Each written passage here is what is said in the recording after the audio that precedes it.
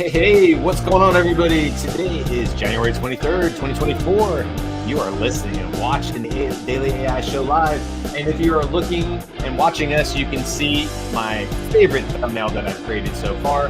It says, is Zuck's AI savior or villain? Kind of messed that up as I said. I could have been a little clearer on that. We're talking about Mark Zuckerberg today. Not just Mark Zuckerberg. We're talking about Meta, but let's be honest. Mark Zuckerberg still holds a lot of the shares and has premier voting power in perpetuity, I think, for Meta. So come on, it's Mark Zuckerberg and what he wants to do with the company. Today we got Junmi, we got Beth, Andy, Robert, Brian. And yeah, that's kind of the conversation today. And this was kicked off by a Facebook video that Mark Zuckerberg put out on Thursday of last week. And basically, one of the things he said is I don't know if he said this in this or it was in the news article, but our long-term vision is to build general intelligence, open source it responsibly, and make it widely available so everyone can benefit. He wrote in the post. So that was on his post, I guess. And in the video, he sort of covered a couple different topics. He talked about how they were making a move at the company at Meta. And they were moving their, of course, it's not going to be on my screen. I'll get back to it. It was called FAIR, which is an acronym. I don't know what it stands for, but FAIR. And he said, bringing two of Meta's existing research efforts closer together, a project called FAIR, which has focused on basic research, and a second named Gen AI, which works on developing AI products for consumers. So anyway, that's the sort of the kickoff for this conversation. And, sort of tongue in cheek as far as is Meta, Mark Zuckerberg, a savior or villain when it comes to Gen AI? And really what that came from was there are definitely people who fall on both sides of this, whether it is responsible as a human race to open source something that could potentially be as powerful as an AGI, despite the fact that nobody really has a good definition of what AGI is. Even Mark Zuckerberg sort of stays away from trying to definitely define that because he said, does it mean human level intelligence or does it mean a complex other area? So I'll stop there and kick it off to you guys. What's your initial reaction to this? What do you guys think about Mark's sort of, announcement, if you will, his Facebook post on Thursday? Well, just a quick clarification. FAIR, surprisingly enough, stands for Facebook AI Research. Oh, that's easy. That's actually an easy acronym for once. Wow. Yeah. It must be super. Yeah, no. Oh, okay. Yeah. I'm so always ready for an acronym to be like the government ones and the military ones are so ridiculous. It's such a stretch. That one is actually on its face pretty easy. That's pretty funny. Makes kind of sense. So I'd say that Facebook and Instagram and WhatsApp together, those three things represent this enormous reach to consumers worldwide. And so if Meta can stop stumbling around in terms of strategy, jumping from metaverse VR to AI and, then, putting out the glasses and having serious user adoption and retention problems with that model, you would think that a company of that scale would have tested this more thoroughly to determine that, some meaningful number of users who adopted that kind of AI would continue to use it, but that's not happened. And so there's a lot of, stumbling around that's going on here, but they have an enormous treasure chest in the form of the revenue streams that come from those major things and an outreach to consumers. So I think Meta will ultimately be one of the on-ramps for a very, very large number of users of AI. And that's distinct from what, say, Microsoft is doing in the world of enterprise, OpenAI is also focusing somewhat on enterprise, although they have a very nice suite of consumer offerings with the ChatGPT. So I'm curious to know where it will all end up. I early on in this process thought that the marriage of VR or augmented reality and AI was going to be very important, but I'm a long-term skeptic on people changing their way of interfacing with the world just because it's an unnatural thing to be wearing glasses and having all kinds of images interposed on top of what your normal field of view is. So anyway, it's open for discussion. The main distinction also that you've already mentioned is that, Meta is going open source. Almost all others, with the exception of smaller players, or the major players, are all not open source. And so that's a real distinction. I want to throw one pushback back there, but not necessarily from me, from Zuck.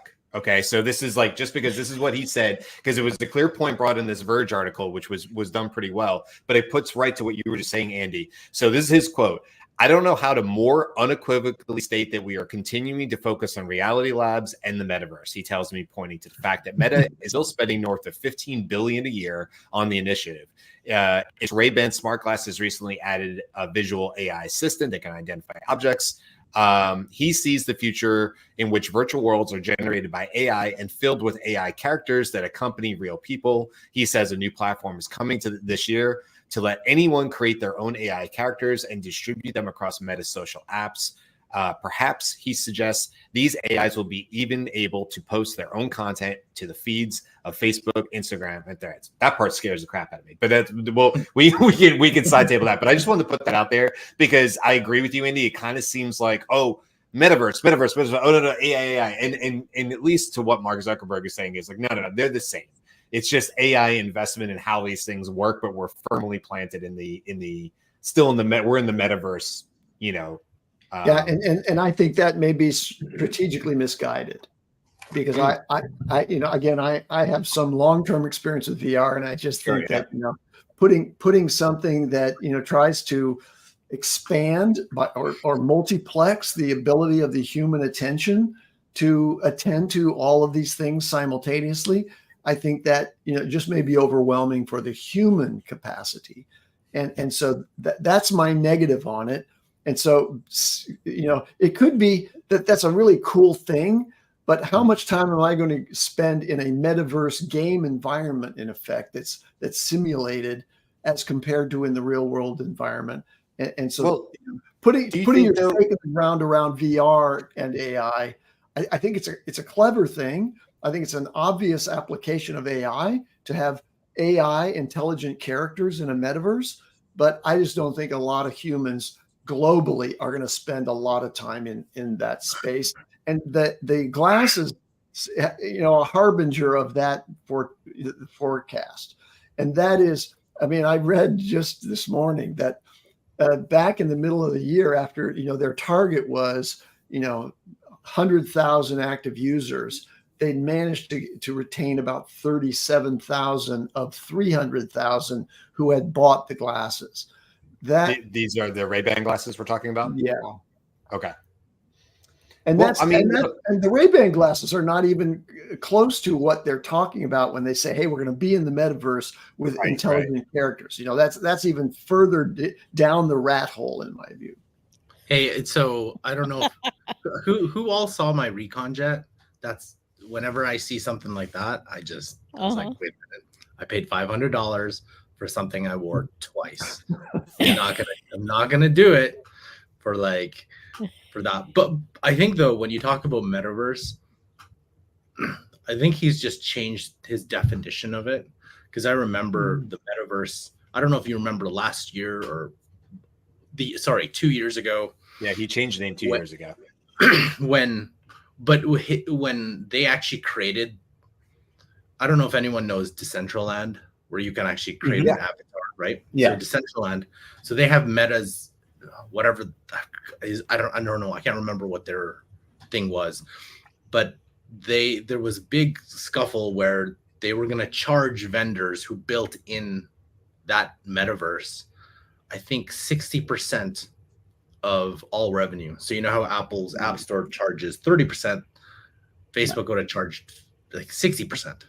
And there's like, who in their right mind would build anything where your revenue is cut 60% and Meta takes 60 and you only get 40? So, and then no one actually was hanging out in said places. I remember Decentraland, where they had like shows put on by major brands, and I was like, how come I'm the only one my avatar. I'm the only one here walking around. This is like, I was like, I should just be playing video games. You're a loser, Carl. I thought you were cool. I was walking around. It's like, oh, there's a fashion show. I'm like, what? Why am I here? I'm like, this is yeah. so stupid. That's before you married, right? It's before you had kids. No, wild. Oh, I do want to point out for anybody not watching this, 4 of the 6 of us are currently wearing glasses, and I wear glasses for the computer all the time. So I don't wear them for like just when I'm doing shows. So it's not a 24/7 thing. But that's because I had LASIK. Otherwise, I would be still definitely wearing glasses my whole life. So I don't know, Andy. I mean, obviously the tech is not there. We're not just talking about putting on a pair of glasses and boom, there's this overlay and all that. But I do kind of think Mark Zuckerberg, Meta, they expect that this will be the technology at some point. And to me, it seems like, well, we're positioning ourselves because whether you think so or not you specifically, Andy, but the general population, like you are going to be walking down your sidewalk, since I happen to be looking at that over the screen here. And there's going to be overlays to that. That might be something as stupid as the weather and like it's going to rain in that direction or whatever, or it's going to be overlays for a nice walk. Or yeah, well, let's be very clear. We're talking about 2 different things, and I think Andy went one direction, and I think you're going a different. I mean, maybe I'm misreading the room, but there's AR versus VR, right? I am 100% that the metaverse is a stupid thing and will die on itself. VR is stupid, but AR is exactly where it's going, and it's going there very soon. I'm expecting contact lenses with UIs built in. I'm expecting glasses with the UI. I mean, it makes completely sense. If I go to China, I want to be able to see the dialogue of the person I'm talking to. That's easy tech. That's easy adaptability. I want to be able to use my my augmented reality to look around at a purse or a bike and see how much that cost and all. What does that cost on Amazon? All of that is very easily done, and it's within reach. So I feel like the AR piece is definitely done, but the metaverse is a joke. So metaverse is only VR. Is that the way you see it, Robert? I mean, maybe I could be just wrong on this. Metaverse is only VR because you're in a separate world. You're not in the real world. You're in a virtual world, kind of like that thing that him and what's his face did on Lex Friedman podcast, right? Right. Oh, we all remember Dwight Schrute, Second Life. Yeah, of course, Second Life. Yeah, right. Like became assistant to the regional manager. But he could fly. Only thing different. Yeah, but he could fly. That's the only. And as a person who plays video games too, when you look at that, you're like, why would you go there when you could just get a video game and actually do something versus like kind of walk around and kind of do that? And then have some bulky thing on your head to make you do it. It doesn't like I don't know. Like it doesn't make any sense. Apple Vision Pro is different though. See, no. And I'm going to be able to look at my screen. It's gonna be awesome. But isn't the Vision Pro just a highly specialized version of your metaverse environment? It's a virtual world. Blasphemy. You're looking at your room. You're choosing your different thing. But look, I'll give a little pushback here. All right. Yeah. Is VR ready to be accepted by the masses as the next interface for, the next UI for people? No, I don't. I totally agree with you on that point. That's further down the line. Is it an inevitability that we, as whether we're coming from the gaming side or what Apple envisions with their Vision Pro, is that our work environment is now fully interactable and giving us a space that we can interact on a different level? Yes, we're totally going towards that. I think that's just a longer track than, say, like you said, Robert, AR. AR is that middle ground.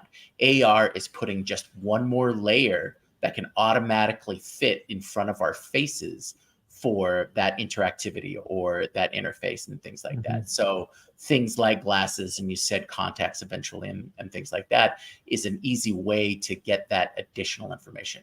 I like that you highlighted the whole like identifying and translation part, because I think that's the immediate that's the immediate return is the communication. if we can go anywhere in the world and look at any sign and it'll translate for us. And whenever we speak, like, because we've seen the tech that, we announced that earlier too, is that, we've seen the tech where it'll translate on the fly for us. Right. So that's going to break down communication and travel barriers. Let's just remember, though, that that's a very small subset of sort of the utilization of any kind of system. That's tourism, or Right. you're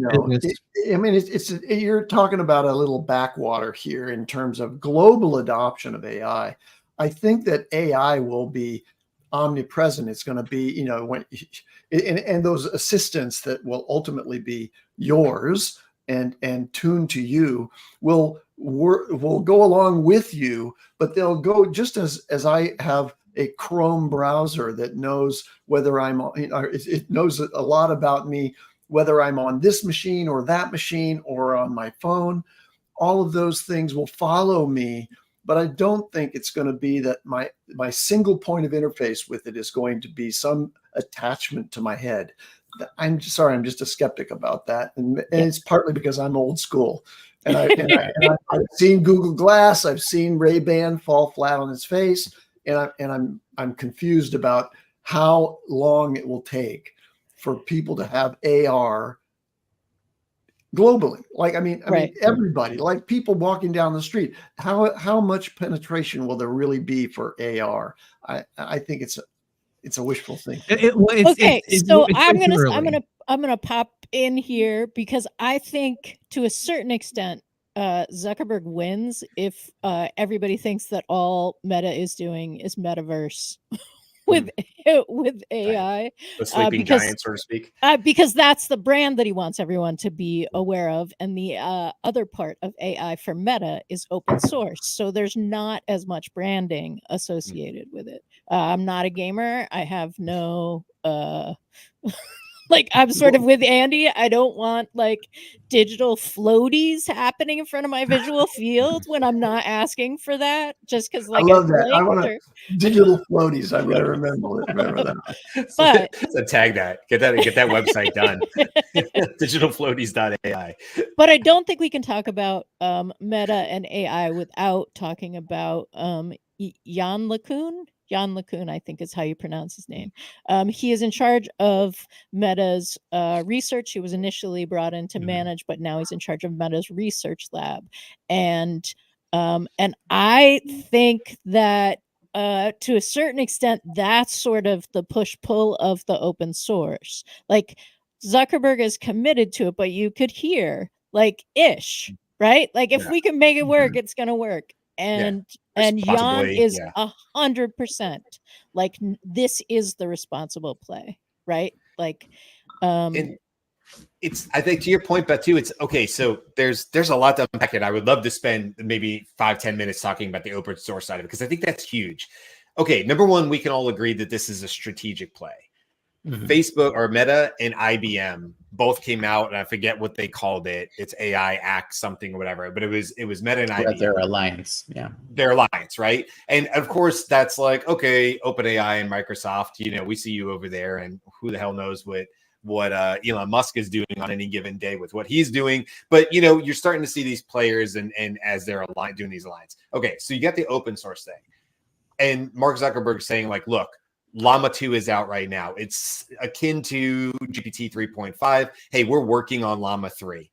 What does that mean? Does that mean it'll be as smart as GPT 4 and then GPT 5 will come out and then it'll be behind again? Not really sure, but it's open source. And he was basically saying, like you said, Beth-ish, because what he basically said is, I'm not going to say anything that I don't think I can backtrack on. And what I saw people from, like, interestingly, from like The Guardian, so the UK, you have these UK professors and stuff, and one of them said there are deep and complex arguments about the merits of open sourcing current AI models. Pushing that into the realm of AGI could be world-saving or catastrophic, said Dr. Andrew Rogowski, a director of Institute for People-Centric AI at the University of Surrey. And then he just followed on and said, these decisions need to be taken by international consensus, not in the boardroom of a tech giant. Interesting. So is Mhm. this just a big world play? Is this a whole bunch of people posturing and saying, whoa, whoa, whoa, whoa, whoa? Because it really, at the end of the day, is a power play. Because the idea is that if you truly hold AGI and you have the control of it, you win. What are we? I don't know. I'd love to talk more about the open source side of it, though, because at one point I see it as a strategic play from a business who has to differentiate themselves. And on the other side, I say, like, well, I don't know. Is there more to this? Does Meta, does Mark Zuckerberg truly want it to be open source to help the world? Let's unpack that. What's the moat? What's the market advantage of being the only open source language model company tech giant out there? Why is he doing that? One, it could be for recruiting methods. One, it could be for, being able to say you're the true open source one. But also it could be they actually get more progress because they have the community playing with their models, hypothetically, right? That could be the play. So the advancements that they are achieving could outpace the OpenAI's internal brain trust that they've been using. I don't know, but I think it's a PR play. I think it's all those things, but being the only one out there that's stating it. But as you said before, and they've done before when they released Llama 2, it wasn't really open source. It was kind of open sourcey. But I don't know. I think it's obviously with all the caveats, he's probably just trying to hedge himself. Well, let's look back at previous behavior and then use it to guide future behavior. When you have a platform that anybody can get onto and use, that's cool. Same thing with open source AGI. That's cool that you can use this platform, but it's going to be, you are going to be there, and there's going to be a way that people are going to monetize you being in their ecosystem, right? Because everyone's going to have their own AGI ecosystem. The only place that probably like the ones that I would probably trust true open source are like Mistral or something on Hugging Face that just like go to town, right? But and I think this is where open source versus closed source, you have that kind of, well, there are no restrictions or guidelines or anything. It's open source, you use it, and woe to anybody who uses it for despicable manners. Versus closed source, we all know what that is. So I think that's always the dichotomy, and that's always going to be, there's arguments for and against, and that's where we're headed, is whether you go with Meta's AGI, whether OpenAI's AGI, whether Mistral's AGI, like the end game is, I think everyone can kind of see it. I think you're right. Like when you say open source, the only ones you trust, exactly. How can you take Facebook's claim, and even what Jennifer says in the comments, which I'll go ahead and put up here for those, that Jan LeCun only agreed to stay if they remain open source. This is a for-profit company. This is not like they got altruistic motives and they're looking for the betterment of man. They can say that all that they want in their mission statements, but that's not the case. It's stock price, stock value, right? And their shareholders. So when it comes down to it, it's a moat. It's a way to differentiate themselves amongst the other ones. Jan LeCun might be a purist, but at the end of the day, they're looking at how can we differentiate ourselves from other ones out there and make our stock price go up. And on that note, I just wanted to bring this up because thank you, Jennifer, by the way, for your comments and adding on to what Beth had originally said about Jan LeCun. This is his, and I'll try to make it a little bit bigger here. This was his X post from Thursday, so the same day that Mark put out his thing, obviously in coordination. And if you can't see it, I'll try to read it real quick. Jan said, FAIR's mission is to develop a science and technology for human-level AI assistants. Machines that understand the world can perceive, remember, reason, plan, and act. In the not-too-distant future, all of our interactions in the digital world will be mediated by AI assistants through our smart glasses and other devices, despite what Andy thinks. This is what Jan's saying. We need these systems to have human-level intelligence if they are to understand the world, people, and tools, so as to help us in our daily lives. To accelerate progress, FAIR is now a sister organization of Gen AI, the AI product division. Simultaneously, Meta is building a massive computing infrastructure. We talked about that, 360,000 NVIDIA H100s to support AI research, development, production. And then finally, of course, we are committed to open research and open source AI platforms. Yes, Llama 3 is coming. FAIR is quite simply the best place in the world to advance AI research to the next level, and Meta is the best place in the world to get it in the hands of billions of people. He's so recruiting. Pretty big statement there. Yeah. And yeah, there we are. Definitely recruiting. There's also been conversation about, there's also been this like X conversation happening about so who are the 30 under 30? And the 30 under 30 in AI are people whose names you don't know. And he made a post of like, it's sad that and actually it was Karpathy who said this. Yeah, I don't know where the echo is coming from. I don't know. Okay, I want to kind of correct my perspective on this a little bit. I do believe in the long run that wearables that are, the interface with your AI assistant will take an unobtrusive and common form like glasses.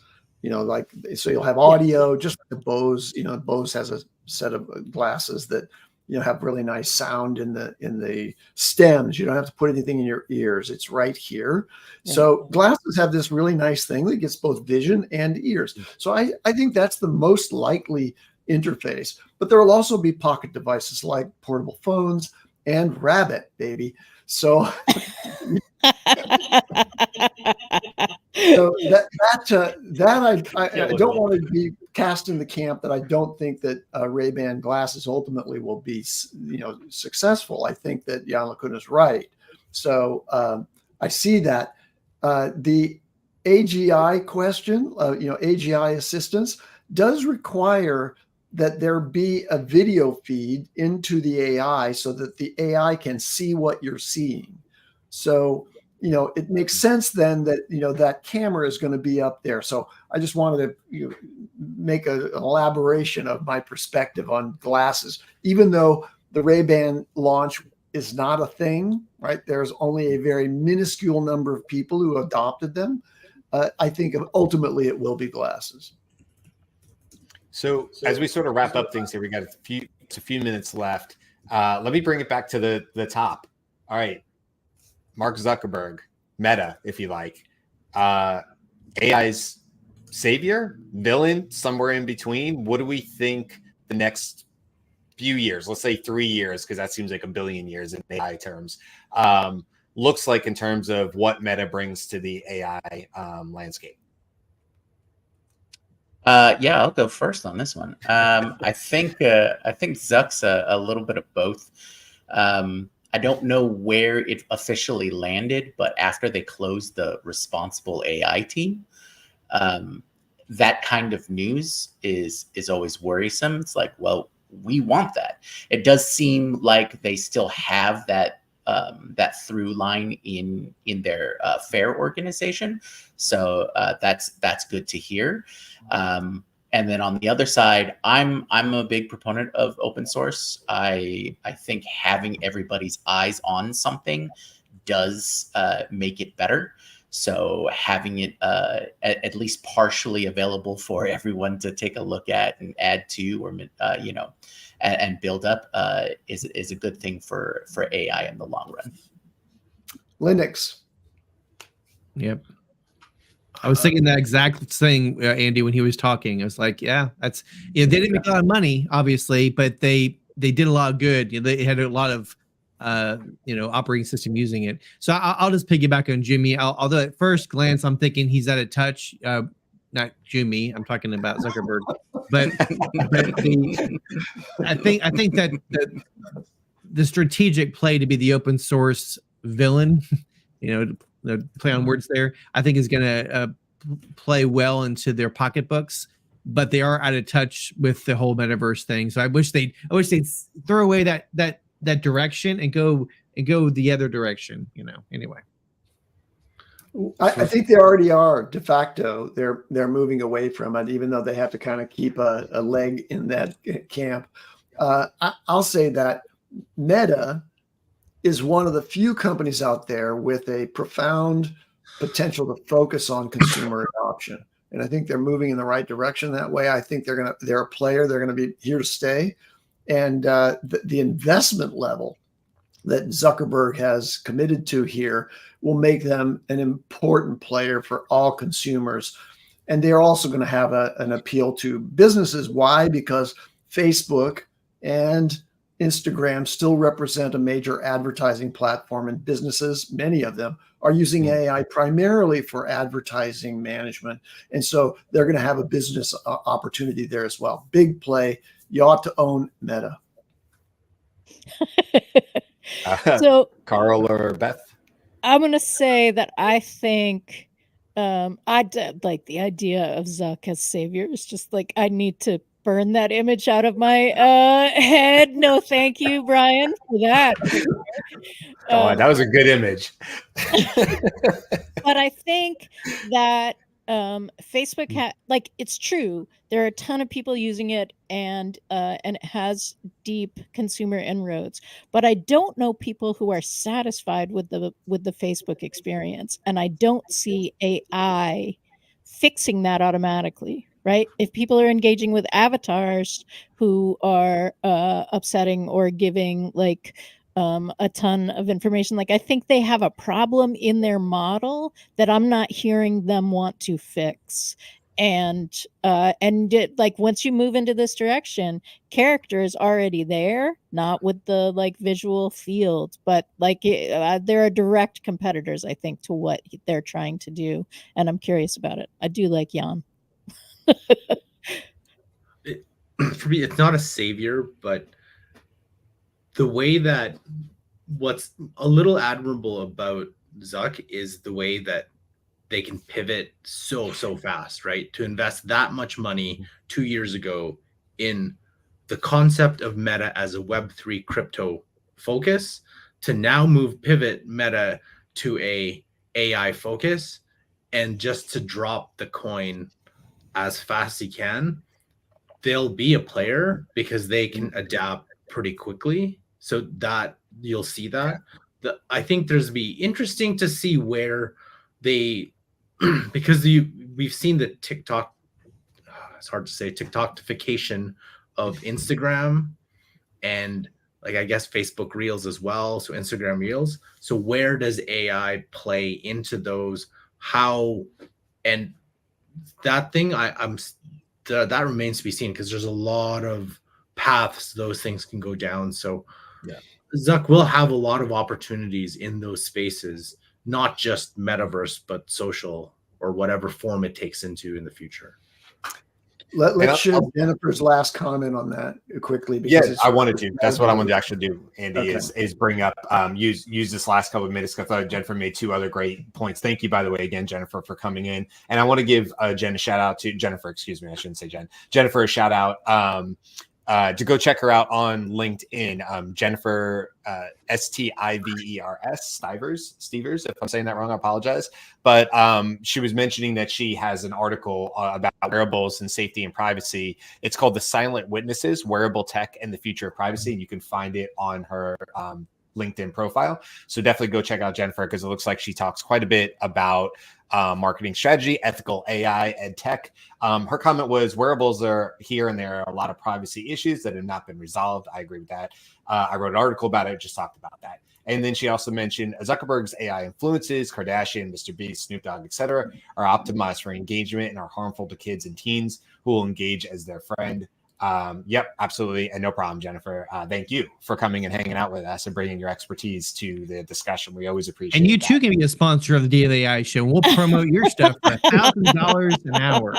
I mean, if you want to come hang out in our comments and bring great comments to our show, I will broadcast you to the world. That's until we get really big, and then we can't do that anymore. But right now, We will be followers. accepting sponsorship, and don't talk to Brian, who's apparently giving it away for comments.